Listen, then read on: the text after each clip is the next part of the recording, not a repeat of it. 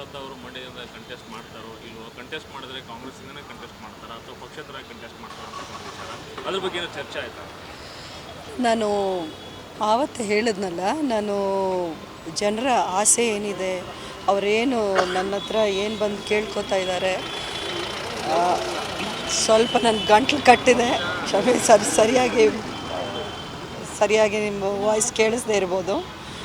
ಅದೇ ಅವತ್ತು ನೀವೇ ನೋಡಿದ್ರಿ, ಮಂಡ್ಯದಿಂದ ಇವ್ರ ಅಭಿಮಾನಿಗಳೇನಿದ್ದಾರೆ, ಫಾಲೋವರ್ಸ್ ಏನಿದ್ರು, ಅವ್ರು ಬಂದು ಅವ್ರು ಏನು ಒತ್ತಾಯ ಮಾಡಿದ್ರು, ಅವ್ರು ಏನು ಆಸೆ ಪಡ್ತಿದ್ದಾರೆ, ಏನಾಗಬೇಕು ಈ ಚುನಾವಣೆಯಲ್ಲಿ ಅವರು ಅನ್ಕೋತಿದ್ದಾರೆ, ಅವರ ಅನಿಸಿಕೆ ಏನಿದೆ ಅದರ ಬಗ್ಗೆ ಒಂದು ಚರ್ಚೆ ನಾನು ಎಲ್ಲ ಸೀನಿಯರ್ ಲೀಡರ್ಸು, ಅಂದರೆ ಇವರು ಕಾಂಗ್ರೆಸ್ ಪಕ್ಷದಲ್ಲೇ ಇಷ್ಟೊಂದು ವರ್ಷ ಇದ್ದಿದ್ದರಿಂದ ಆ ಸೀನಿಯರ್ ಲೀಡರ್ಸ್ ಏನು ಹೇಳ್ತಾರೆ, ಅವ್ರ ಅಡ್ವೈಸ್ ಏನಿದೆ, ಅವ್ರ ಜೊತೆಲೂ ನಾನು ಚರ್ಚೆ ಮಾಡಬೇಕಿದೆ ಅಂತ ನಾನು ಆಗಲೇ ಹೇಳಿದ್ದೆ.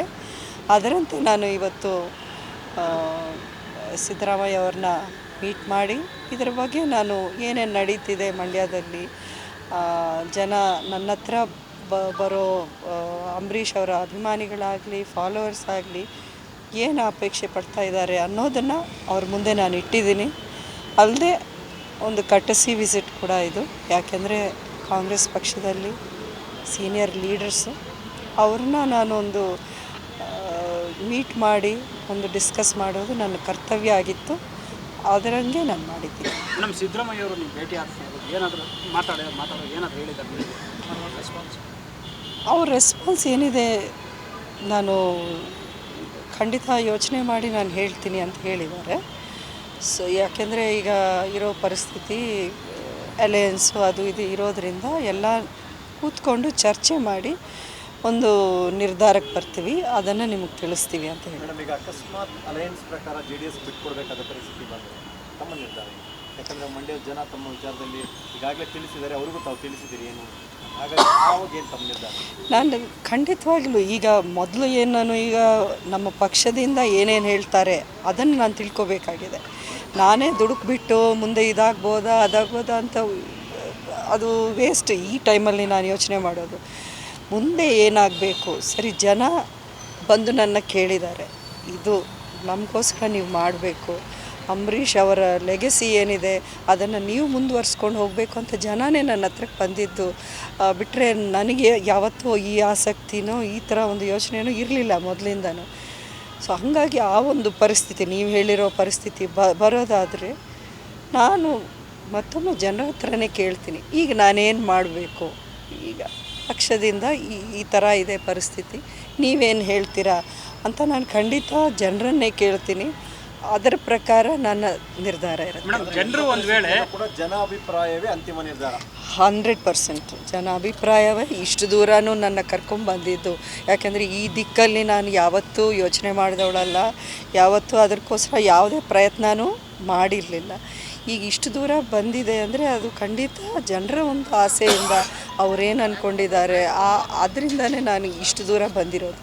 ಸೊ ಖಂಡಿತ ಅದು ಏನೇ ಸಿಚುವೇಶನ್ ಮುಂದೆ ಡೆವಲಪ್ ಆದ್ರೂ ಅದಕ್ಕೆ ಜನ ಏನು ಹೇಳ್ತಾರೆ ಅದರಂತೆಯೇ ನಾನು ನಡ್ಕೋತೀನಿ. ಮೇಡಮ್, ಜನರು ಒಂದು ವೇಳೆ ಮಂಡ್ಯದಲ್ಲೇ ಕಂಟೆಸ್ಟ್ ಮಾಡಬೇಕಂತ ಬಿಗಿ ಪಟ್ಟಿಡಿದಂಥ ಸಂದರ್ಭದಲ್ಲಿ ಸೊ ಅವಾಗ ಜನರ ಮಾತಿಗೆ ಅಲ್ಲ ಮಂಡ್ಯ ಜನರ ಮಾತು ಬೆಲೆ ಕೊಟ್ಟರು ಅಥವಾ ನಾಯಕರ ಮಾತು ಅಂತಿಮ? ಇಲ್ಲ, ನಾಯಕರ ಮಾತು ಅಂತಿಮ ಅಂದರೆ ಪಕ್ಷದಲ್ಲಿ ಇದ್ದಾಗ ನಾಯಕರ ಮಾತು ಅಂತಿಮ ಅಂತ ತಿಳ್ಕೊಳ್ಬೇಕು. ಪಕ್ಷ ಇಲ್ಲ, ನಾವು ಈ ಥರ ಹೆಲ್ಪ್ಲೆಸ್ ಆಗಿದ್ವಿ ಅನ್ಬೇಕಾದ್ರೆ ನಾನು ಜನರನ್ನೇ ಕೇಳಬೇಕಾಗುತ್ತೆ ಅಲ್ವಾ? ಅಂತಿಮವಾಗಿ ಮಂಡ್ಯ ಕಾಂಗ್ರೆಸ್ ನಾಯಕರು ಇವರು ಖಂಡಿತ ಅವ್ರಿಗೂ ಒಂದು ಆಸೆ ಇರುತ್ತೆ. ಕಾಂಗ್ರೆಸ್ಸಿಂದ ಒಂದು ಕ್ಯಾಂಡಿಡೇಟ್ ಇದ್ದರೆ ಮಂಡ್ಯದಲ್ಲಿ ಕಾಂಗ್ರೆಸ್ ತಿರ್ಗಾ ರಿವೈವ್ ಆಗ್ಬೋದು, ಕಾಂಗ್ರೆಸ್ ಪಕ್ಷಕ್ಕೆ ಒಂದು ಅದೇನಂತಾರೆ ನಿರ್ನಾಮ ಆಗದೆ ಇರೋಕ್ಕೆ ಇದು ಒಂದು ದಾರಿ ಅಂತ ಅವ್ರ ಮನಸ್ಸಲ್ಲೂ ಇದ್ದೇ ಇರುತ್ತೆ. ಖಂಡಿತ ಅವರು ಎಲ್ಲರ ಜೊತೆ ಅವ್ರನ್ನೆಲ್ಲರನ್ನೂ ವಿಶ್ವಾಸಕ್ಕೆ ತಗೊಳ್ಳದೆ ನಾನು ಈ ಒಂದು ಸ್ಟೆಪ್ನ ತಗೊಳಕ್ಕಾಗೋದೇ ಇಲ್ಲ. ಸಿದ್ದರಾಮಯ್ಯ ಅವರು ಏನು ಭರವಸೆ ಕೊಟ್ಟರು? ಸಿದ್ದರಾಮಯ್ಯ ಅವ್ರು ಖಂಡಿತ ನಾವು ಮಾತಾಡ್ತೀವಿ, ಇದ್ರ ಬಗ್ಗೆ ಮಾತಾಡಿ ನಮ್ಮ ಇದು ನಿಲುವೇನು ಅಂತ ನಿಮ್ಗೆ ತಿಳಿಸ್ತೀವಿ ಅಂತ ಹೇಳಿದ್ದಾರೆ. ಸಮಯ ಬಂದರೆ ಸುಮಲತಾ ಅವರು ಪಕ್ಷೇತರವಾಗಿ ಕೇಳಿಸ್ಲಿಲ್ಲ. ನಾಳೆ ಮಂಡ್ಯಕ್ಕೆ ಭೇಟಿ ಕೊಡ್ತಾ ಇದ್ದಾರೆ ಮೇಡಮ್, ನಾಳೆಯಿಂದನೇ ರಾಜಕಾರಣಕ್ಕೆ ಎಂಟ್ರಿನ ಅಂತ. ನಾಳೆ ದಯವಿಟ್ಟು ಅದನ್ನು ಕ್ಲಿಯರ್ ಮಾಡ್ತೀನಿ. ನಾಳೆ ನಾನು ಹೋಗೋದು ಅದು ಅವರ ಗೌರವಾರ್ಥ. ಆ ವೀರ ಯೋಧರ ಮರಣ ಏನಿದೆ ಅವ್ರಿಗೊಂದು ನಾವು ಮಾತು ಕೊಟ್ಟಿದ್ದೀವಿ ಅವ್ರ ಕುಟುಂಬಕ್ಕೆ, ಅದಕ್ಕೆ ನಾನು ಹೋಗ್ತಾ ಇದ್ದೀನಿ ಹೊರತು ಅದರಲ್ಲಿ ರಾಜಕೀಯವಾಗಿ ನಾನು ಅಲ್ಲೇನು ನಾನು ಮಾತಾಡೋಕ್ಕೂ ಹೋಗಲ್ಲ, ಅದು ಮಾತಾಡೋದು ಸರಿ ಹೋಗಲ್ಲ. ಅದು ಮಂಡ್ಯದ ಜನರ ಋಣ ತೀರಿಸಬೇಕು ಅಂತ ಸಾಕಷ್ಟು ಬಾರಿ ಹೇಳಿದ್ದಾರೆ. ಬಹುಶಃ ನೀವು ಆ ಋಣ ತೀರಿಸೋ ಕಾರಣವನ್ನು ಕೂಡ ಸ್ಪರ್ಧಿಸಬೇಕು, ನಿಲ್ಲಬೇಕು, ಋಣ ತೀರಿಸಬೇಕು ಅನ್ನೋ ಆಕಾಂಕ್ಷೆ ನಿಮ್ಮಲ್ಲಿದೆಯಾ?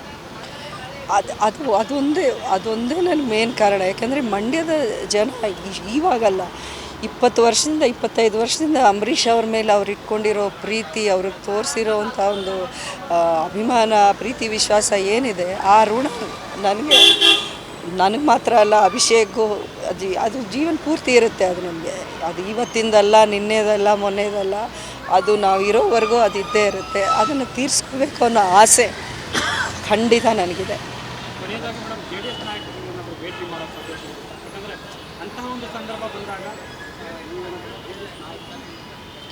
ಅಲ್ಲ, ನಾನು ಹೇಳೋದ್ನಲ್ಲ, ಕಾಂಗ್ರೆಸ್ ಪಕ್ಷದಿಂದನೇ ಇವ್ರು ಗುರ್ತಿಸ್ಕೊಂಡಿದ್ದು. ಸೊ ನಾನು ಹಂಗಾಗಿ ಕಾಂಗ್ರೆಸ್ ಪಕ್ಷದ ಸೀನಿಯರ್ ಲೀಡರ್ಸ್ ಯಾರಿದ್ದಾರೆ ಅವ್ರ ಜೊತೆಯಲ್ಲಿ ಒಂದು ಎಲ್ಲರನ್ನೂ ಮೀಟ್ ಮಾಡಿ ಅವ್ರ ಅಡ್ವೈಸ್ ಏನು, ಅವ್ರಿಗೆ ಅವ್ರ ಮೈಂಡಲ್ಲಿ ಏನಿದೆ, ಅವ್ರು ಏನು ಹೇಳ್ತಾರೆ ಅನ್ನೋದು ತಿಳ್ಕೊಬೇಕು ನನ್ನ ಹೊರತು ನಾನು ಬೇರೆ ರೀತಿಯಲ್ಲಿ ಯೋಚನೆ ಮಾಡಿಲ್ಲ. ಬಿಟ್ಕೊಡ್ಬಾರ್ದು ಅನ್ನುವಂಥ ಒಂದು ಚರ್ಚೆ ಎರಡೂ ಪಕ್ಷಗಳಲ್ಲೂ ಕೂಡ ನಡೀತಾ ಇದೆ. ಆ ರೀತಿಯಾದಂಥ ಒಂದು ಬೆಳವಣಿಗೆ ಆದರೆ ಸ್ವತಂತ್ರ ಅಭ್ಯರ್ಥಿಯಾಗಿ ಸ್ಪರ್ಧೆ ಮಾಡ್ತೀರಾ ಅನ್ನೋದು ಅದೇ ಆ ಒಂದು ತೀರ್ಮಾನ ಆಗಿಬಿಟ್ರೆ ನಾನು ಹೇಳಿದ್ನಲ್ಲ, ನಾನು ಜನರ ಹತ್ರ ಕೇಳ್ತೀನಿ. ಯಾಕಂದರೆ ಆ ಭರವಸೆ ಅವ್ರು ನನಗೆ ಕೊಡಬೇಕು. ಈಗ ಪಕ್ಷದಿಂದ ಮಾತು ಅದು ಬೇರೆ, ಈಗ ಬಟ್ ಜನ ಏನಂತಾರೆ ಅನ್ನೋದನ್ನು ನಾನು ಆ ಭರವಸೆ ಅವ್ರು ಕೊಟ್ಟರೆ ಆವಾಗ ಆ ತೀರ್ಮಾನ ನಾನು ಹೇಳ್ಬೋದೇ ಹೊರತು ಈಗಷ್ಟೇ ನಾನು ಅದ್ರ ಬಗ್ಗೆ ಅಷ್ಟು ಹೇಳೋದು ಸರಿ ಹೋಗಲ್ಲ. ಓಕೆ.